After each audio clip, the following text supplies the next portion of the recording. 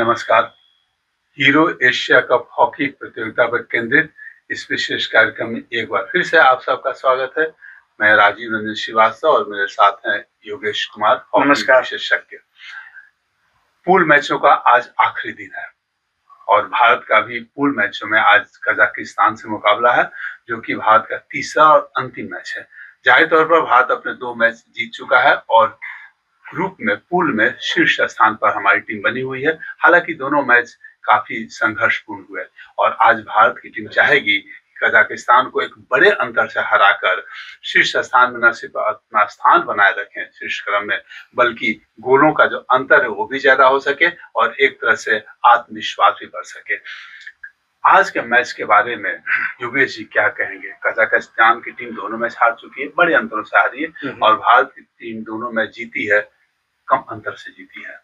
जाहिर सी बात है, एशिया कप टूर्नामेंट है तो सारी टीम तैयारी से आई है, तो ये संघर्ष तो होना ही है। वन साइडेड एक समय था, होता था, अब नहीं होता है। अब सारी टीमें पैरेलल है और कौन टीम कब क्या कर जाए कुछ भी कहा नहीं जा सकता है।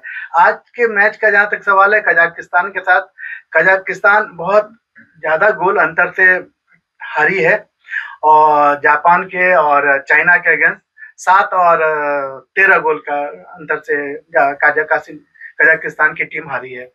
तो कजाकिस्तान अभी कंपटीशन में नहीं है और होता क्या है कि टीमें कोई उनको उनके ऊपर दया नहीं करती है, मर्सी नहीं करती है, क्योंकि यहाँ पे गोल स्कोर बहुत इंपॉर्टेंट हो जाता है। गोल एवरेज, अगर पॉइंट्स आपका बराबर है तो गोल एवरेज से पूल टॉप करना या सेकंड आने का डिसीजन होता है। इसके चलते कमजोर टीम के अगेंस्ट भी कोई भी टीम उसको हल्के में नहीं लेती और उसको बहुत सीरियसली लेती है। लेकिन आज का जो कजाकिस्तान के साथ मैच का सवाल है, मेरा मानना है कि इसमें भारतीय टीम अपने कुछ पुराने खिलाड़ियों को थोड़ा रेस्ट देगी और नए खिलाड़ियों को आजमाएगी और उसके अलावा जो प्लानिंग होता है, स्ट्रेटेजी होता है, नई नई चीजें होती है, उसको इम्प्लीमेंट करने की कोशिश करेगी इस मैदान में।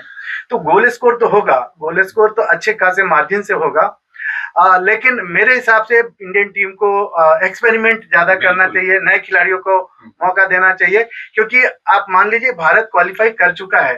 अब जो मुकाबला है वो महज भारत के लिए, तो भारत शीर्ष पे है, तो भारत के लिए बहुत मौका है कि कुछ नए प्रयोग करें, ताकि सुपर 4 के मैचों में या फाइनल मैच अगर होता है भारत के साथ तो उसमें इसका फायदा मिल सके। कोच के पास एक मौका है और खासकर जब तक हरमनप्रीत सिंह अब तक टॉप स्कोरर हैं और वो चाहेंगे कि अधिक से अधिक गोल और करके अपना टॉप स्कोरर का जो उनके पास अभी खिताब मिला उसको बरकरार रखें। ज्यादा महत्वपूर्ण आज का दूसरा मैच हमारे पूल का, पूल ए का, जो कि जापान और चीन के बीच होगा। दोनों टीमें सिर्फ भारत से हारी हैं और दोनों टीमों ने कजाकिस्तान को बड़े अंतर से हराया है। तो चीन और जापान का मैच को आप किस रूप में देखते हैं? क्योंकि जो टीम जीतेगी वो सुपर 4 में जाएगी, जो हारेगी वो प्रतियोगिता से बाहर हो जाएगी। और दूसरी बात, गोल अंतर को अगर हम देखें तो चीन ने ज्यादा गोल से हराया कजाकिस्तान को, तो गोल अंतर में चीन बेहतर स्थिति में है जापान से। अगर किसी कारणवश मैच ड्रॉ होता है तो चीन को फायदा पहुंचेगा। तो दोनों टीमों में कौन ज्यादा मजबूत दिख रही है आज आपको?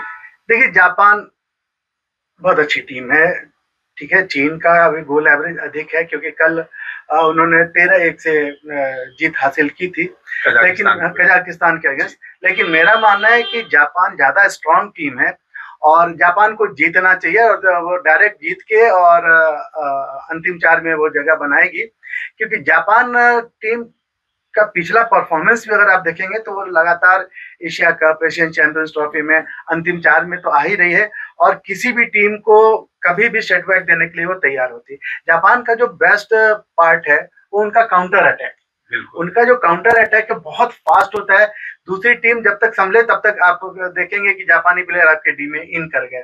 कल भारत ने जापान को इस उसका जो खूबी था counter attack, fast counter attack, उस पे काफी काम करके उसको सेंटर ग्राउंड पे ही रोकने की कोशिश की थी, जिसमें भारत कामयाब रहा था।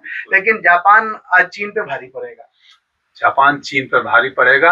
हालांकि मैच संघर्षपूर्ण होगा और देखने लायक होगा, अच्छी हॉकी देखने को। बात आपने जापान की, तो कल जो भारत और जापान का मैच हुआ उस मैच का अंतर भी मात्र 1 गोल का रहा और शुरू के 5 मिनट में भारत ने 2 गोल कर दिए।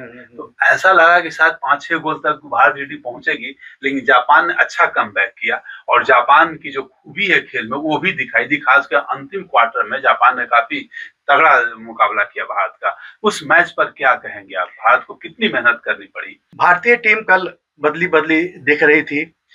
चीन के साथ जो खामियां थी, गोलकीपर का ऑफ होना, तालमेल की कमी, वो टीम बहुत बिखरी थी। डिफेंस अपोनेंट टीम को काफी स्पेस दे रही थी और डिफेंस और मिडफील्ड में तालमेल की कमी थी। इन सारे चीजों को बदलते हुए कल जब भारतीय टीम उतरी थी तो उनका ग्राउंड में उतरते ही लगा कि कुछ तो अलग है आज, और वो मैदान में दिखा भी। टीम के में जोश, जुनून, जज्बा था, आपसी तालमेल था, एक जीत के लिए कमिटमेंट था और भारत ने मैच की शुरुआत से ही दबाव बनाए रखा और लगातार आक्रमण किया। भारत का शुरुआती आक्रमण दाहिने छोर से हुआ और लगातार आक्रमण के चलते जो जापान का डिफेंस था उसको संभलने का मौका नहीं मिला। डिफेंस ब्रेक की और उसका फायदा उठाते हुए पहली बार भारतीय टीम ने एक शानदार फील्ड गोल किया मनदीप के द्वारा। मनदीप बहुत ही अनुभवी खिलाड़ी हैं। मौका जब वो ज्यादातर वो सेंटर से खेलते हैं, लेकिन जब भी उनको मौका मिलता है वो गोल कन्वर्ट, बहुत खूबसूरत गोल कन्वर्ट करते हैं। उसके अलावा कल हमारे दोनों गोलकीपर पाठक और करकरे, सूरज करकरे, दोनों फील्ड में पारी पारी आए और दोनों ने अच्छा सेव किया। गोलकीपर अगर 2-4 सेव भी कर देता है तो टीम को लाइफ मिल जाती है। डिफेंस बहुत अच्छा खेला था, मैन टू मैन मार्किंग बहुत जरूरी थी। और एक और चीज, मिडफील्ड का आप कल का मैच अगर देखे होंगे तो उसमें आपने देखा होगा कि मिडफील्ड जो है वो जापान के काउंटर अटैक को सेंटर में ही रोक रही थी। वो लोग वेट नहीं कर रहा था, बहुत फर्क पड़ा, क्योंकि अपने डिफेंस में अभी भी थोड़ी सी हम लोग को इस पे काम करने की जरूरत है और टैकलिंग थोड़ा और क्लियर करना होगा। अगर आप टैकलिंग में थोड़ी गलती करते हैं अपने डी एरिया में, आपको पेनल्टी कॉर्नर मिलेगा और पेनल्टी कॉर्नर में अब सारी टीमें के पास एक्सपर्ट है। उतना पेनल्टी कॉर्नर मिला, कोई गोल कर नहीं पाई। 6 पेनल्टी कॉर्नर देना ये दिखाता है कि आप थोड़ी गलती कर रहे हैं, थोड़ी और सफाई से टैकलिंग करने की जरूरत है। कोई बात नहीं, मैच में ऐसा होते रहता है, लेकिन आगे इस पे ध्यान देने की जरूरत है। और मैं बार बार कह रहा हूँ कि डिसिप्लिन हॉकी आज का डिमांड है। कल भी आप देखें हमारे कप्तान साहब, जो जिनको हम लोग सरपंच साहब कहते हैं, उन्होंने गलती की और कार्ड खा लिया। तो बड़े मैचों में इस तरह की गलतियों से बचना होगा। फॉरवर्ड लाइन भी अब धीरे धीरे लय में आ रही है। हार्दिक हर बार की तरह इस बार भी काफी कल के मैच में पूरे मैदान में छाए रहे। जर्मन प्रीत की तो बात ही लाजवाब है। जर्मन को आप कभी सदाबहार खिलाड़ी हाँ, अपने डी में देखेंगे और थोड़ी देर बाद नजर आएगा कि अपोनेंट के टीम में है। और कल एक और बहुत अच्छी चीज हमें देखने को मिला। अभी तक हम लोग चर्चा करते थे अमित रोहिदास की वो बहुत अच्छे रसर हैं, और वो जो पेनल्टी कॉर्नर जब आप विपक्षी टीम को मिलता है तो रशर की भूमिका बहुत महत्वपूर्ण हो जाती है। तो अमित दास एक अच्छे रशर थे, लेकिन कल अमित दास से ज्यादा इफेक्टिव थे हमारे विवेक सागर प्रसाद। और कई एक मौके पे जो जापान बहुत सक्सेस नहीं हो पाया पेनल्टी कॉर्नर में, उसमें विवेक सागर का बहुत बड़ा योगदान था। मैं जुगराज सिंह की फिर से तारीफ करूंगा। वो आए हैं अपने टीम में ड्रैग फ्लिक एक्सपर्ट के रूप में, लेकिन पूरे टाइम जुगराज ने डिफेंस में भी उतना ही मेहनत की। हमेशा वो ग्राउंड पर दिखते थे और डिफेंस में एक बहुत ही भरोसेमंद डिफेंस के रूप में वो अपने आप को आगे ला रहे हैं। उनका जो है अभी उम्र है और वो और भी बेहतर कर सकते हैं, है ना। तो मिला जुला के अगर आप देखें तो टीम धीरे धीरे लय में आ रही है। लेकिन एक बात और राजीव भाई, कि ये टीम जिस तरीके से हम लोग ओलंपिक में देखे थे, बैक टू बैक 2 कांस्य पदक, उससे थोड़ा बदला लग रहा है। और ठीक है, एशियन चैंपियंस ट्रॉफी में हम जीतेंगे, जीत के डायरेक्ट वर्ल्ड कप के लिए क्वालिफाई कर जाएंगे, लेकिन टीम को और भी मेहनत काम करना पड़ेगा।